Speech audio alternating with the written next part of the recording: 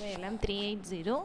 So as I told you, it comprises of an input stage which includes the transistors from Q1 through Q6. So this input stage, it includes some compound transistors.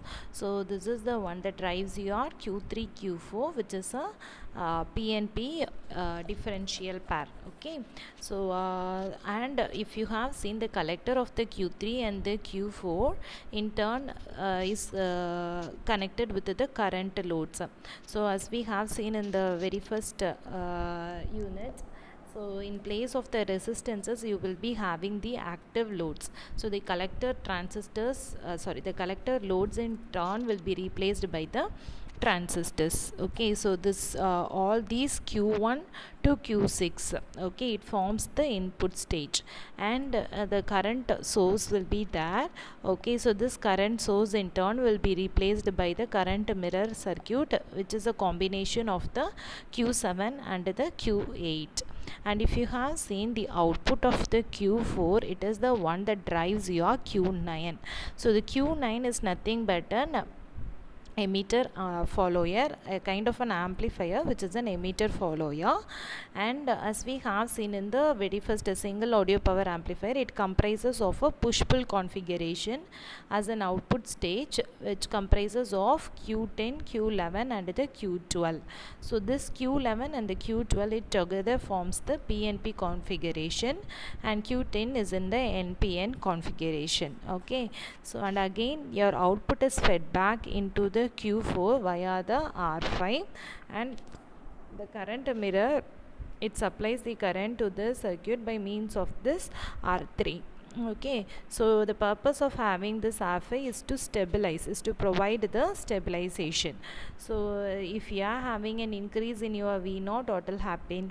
You used to have the more current that flows via your R5. So the more current is entering into your emitter terminal, so which in turn it increases your collector current. So the collector current is the one that drives this amplifier stage. Okay, so automatically the base of the Q1 is an increasing one, the base current will be an increasing one. So the collector current of the Q9 will also be an increasing one.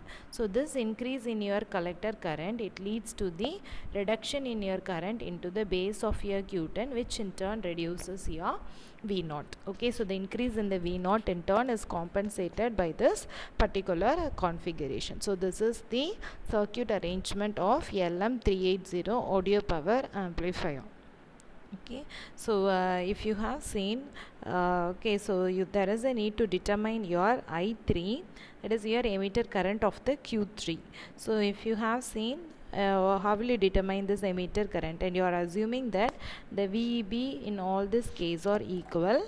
So it is like V, the supply current, minus, that is VEB of your Q7, and then VEB of Q3, and then your VEB of the Q1, okay, divided by R3, okay, which is V minus, as you are assuming that all the VEBs are equal, it is 3 times VEB divided by R3. And similarly you have to write for your I4. So I4 is your VBE, it is V0 minus VBE4 minus your VBE2. So the drop across this resistance will be neglected. So it is VEB4 minus VEB2 divided by R5. So it is V0 minus 2 VEB divided by R5. Okay, so you have to equate this two currents. So from that you will be able to obtain the V0. V0 is 1 by 2 V plus 1 by 2 VEB. Okay, so that is your output is biased at half of your power supply voltage. Okay, so that is the thing. So again, if you have included that slave current mirror, and if you have found out, you will be obtaining the V0 by VA is minus 50. That is, V0 by VA is nothing but the gain. So the overall internal gain of the amplifier is 50. Okay, so next video we will see about the applications of LM380. Okay, thank you.